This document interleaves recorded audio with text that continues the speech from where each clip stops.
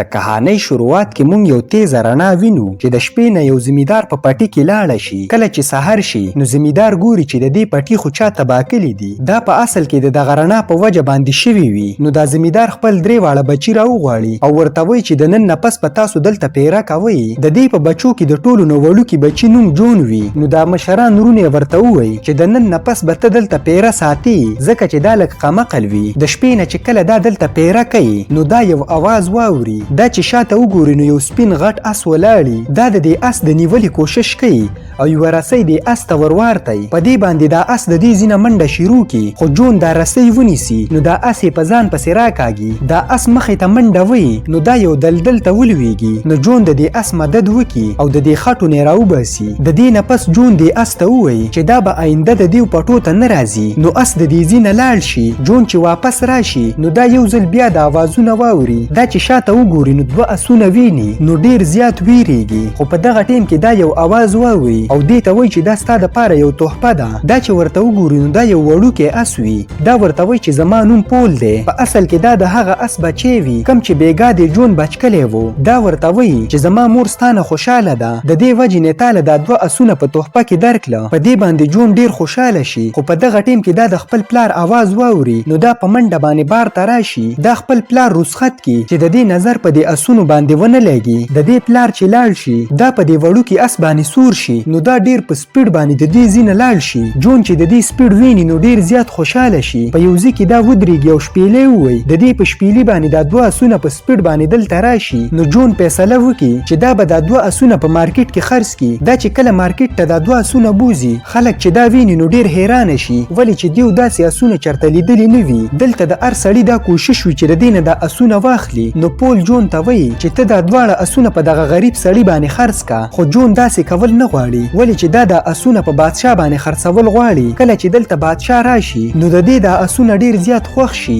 د بادشاه وزیر بادشاه ته وایي چې دا اسونه خو ماته د غلا ښکاري ولې چې د دې څه د اسونه کم ځینه رال. نو بادشاه د دې جون د اسونه واخلي او دې له پیسې ورنکي. په دې باندې جون ډیر زیات خپه شي. پول ورته وایي چې تا ته خو ما ویلیو چې دا اسونه په دغه غریب سړي باندې خرڅ کا. جون ډیر زیات خپه وي. نو پول یو ځل بیا شپېلې ووایي او دغه 2 اسونه د دې جون خواله راشي. خو د دې اسونو په راتلو باندې د بادشاه گاړی واوړي او دا راولویږي. په دې باندې ډیر زیات شرمنده شي. بادشاه ډیر غوسه وي خو د خلکو د وجې دې ته څه نشي ویلی. نو بادشاه ورته وایي چې د دې په بدل کې به زه تاله نوکري درکم. نو جون د دې خبره ومني او د دې سره نوکر شي. په سباله باندې بادشاه ته وزیر وایي چې ته په جون باندې د اور والا مرغۍ ونیسه. د هغې نیول ناممکنه ده. نو چې جون څنګه خالی لاس راشي ته به ورله سزا ورکړي. نو د بادشاه دا خبره خوښه شي. بادشاه جون ته ووایي نو جون هم د دې خبرې دپاره تیار شي. پول جون ته وایي چې د دې مرغۍ نیول ډیره ګرانه ده او چې چا د دې د نیولو کوشش کړی دی نو هغه واپس ژوندی نه دی راغلی. نو جون ورته وایي چې ما خو د باچا سره واده کړې ده چې زه به درله دا مرغۍ راوړم. د دې نه پس پول دا جون یو ځنګل ته ویسي. دلته ورته ساجیبه چغجۍ وښیي او ورته وایي چې دا داسې چغجۍ دي چې دا د دغې مرغۍ ډېرې زیاتې خوښې دي او چې څنګه یې وخوري نو بېهوشه به شي. د دې نه پس دیو هغه ځای ته ورسي په کوم ځای کې چې دا د اور والا مرغۍ وي. دا ورته دا چغجۍ غوزار کړي څنګه چې په مرغۍ باندې د دې خوشبو ولګي نو دا راشي نو دا چغجۍ وخوري. په دې باندې دا بېهوشه شي. څنګه چې جون د دې د نیولې دپاره ورځي نو دا سترګې وغړی او په دې پسې شاته ولګي. دغه شان دا مرغۍ د ونو نه ولګي نو په ټول ځنګل کې اور ولګي. د جون سره یوه چغجۍ پاتې شوي نو دا ورته دا غوزار کړي څنګه چې دا مرغۍ دا وخوري نو بېهوشه شي. په سباله موږ وینو چې دا مرغۍ په جال کې ګیره شوې وي. جون چې د دې طرف ته وګوري نو د دې په سترګو کې اوښکې راغلي وي. د دې وجې نه دا دغه زنځیر وشلی او دا مرغۍ ازاده کړي. نو دا مرغۍ ازاده شي او د دې ځینه والوځي او په تلو کې دې ته یوه بڼه پرېږدي. کله چې دیو واپس لاړ شي نو بادشاه د دې په خبرو باندې یقین نه کوي. په دې باندې د مرګ سزا وخیږي. جون دا بڼه راواخلي او ټولو ته یې وښیي خو دا بڼه اوس رڼا نه کوي. دا خلک په جون باندې یقین نه کوي نو چې څنګه دې له د مرګ سزا ورکوي. په دغه ټیم کې دلته دا مرغۍ راشي. دا خلک چې مرغۍ ویني نو ټول حیرانه شي او په جون باندې یقین راشي د دې په وجه ورله سزا ورنکي. بادشاه ډیر زیات غوسه وي. نو دا وزیر ته وایي چې بله منصوبه جوړه کا. وزیر ورته وایي چې موږ له دا جون د غرونو په خاپیرۍ پسې لیږل پکار دي. د هغې راوستل ډیره ګرانه ده او کو چرته رایې هم ولي نو په دې کې فایده ستا ده ولې چې د غرونو خاپیرۍ ډیره ښایسته ده. د بادشاه دا خبره خوښه شي نو دا جون په دغه خاپیرۍ پسې ولیږي. جون دغه غرونو ته ورسي چرته چې دا خاپیرۍ اوسیږي خو دلته د واورې یو دیواري کم چې ډیر زیات پیړي او د دې ماتول ناممکنه ده. نو دلته د مرغۍ باڼه راشي او په دې دیوار کې خښه شي، په دې باندې دا دیوار مات شي، جون دننه ورشي. نو دلته دا ډیرې خاپیرۍ ویني. اوس دې ته پته نه چې په دیو کې اصلي خاپیرۍ کومه ده. نو دا باڼه په یوه جینۍ باندې ولویږي. نو جون ته پته ولګي چې اصلي خاپیرۍ دا ده.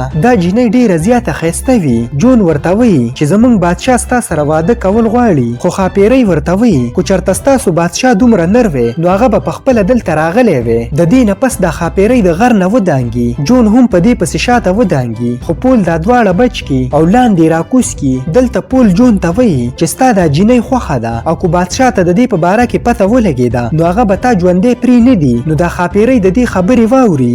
د دې هم دا جون خوښ وي، د دې وجې نه ورسه لاړه شي. دلته چې خلک د دې دا ښایست ویني نو ټول ډیر زیات حیرانه وي. بادشاه چې کله جون ژوندی ویني نو دې له غوسه ورشي. خو وزیر یې ورته وایي چې په دې کې خو ستا پیدا ده، څومره ښایسته خاپیرۍ راله. بادشاه ته چې خاپیرۍ میلاو شي نو دې له یوه غټه عهده ورکي. په دې باندې جون خوشحاله نه وي ولې چې دې سره د خاپیرۍ غم وي. بادشاه دې خاپیرۍ ته ووایي چې ته زما سره واده وکړه. خو خاپیرۍ ورته وایي چې زه درسه صرف په یو شرط واده کوم چې ته به ماله هغه ګوتمه راکې کومه چې زما نیا ماله راکلې وه او هغه زما نه په سمندر کې ورکه شوې ده. بادشاه ډیر خفه شي. خو دلته جون راشي. بادشاه چې جون ویني نو خوشحاله شي او جون ته وایي چې دا کار به هم ته کې. پول جون ته وایي چې دغه ګوتمه خو د یو مئی په خېټه کې ده او هغه د سمندر په منځ کې دی. جون د پول سره دغه سمندر ته روان وي نو دا د یو مرغۍ سره ولګي او جون لاندې ولویږي. دلته په اوبو کې دا غټ غټ زنځیرونه ویني. په دې باندې یو مئی تړلی شوی وي دا چې د اوبو نه بهر راوځي. نو پول ته وایي چې دا کومه جزیره ښکاري دا په اصل کې یو مئی دی. دې سمندري جازونه خوړلي، په دې وجه باندې دا خلکو دلته تړلی وي. نو جون په اس باندې کینی او د دې سپېمې ته دننه شي. په دې وجه باندې دې له پرنجی ورشي. په دې وجه باندې ټول جازونه بهر راوځي او دا مئی آزاد شي او په اوبو کې دننه شي.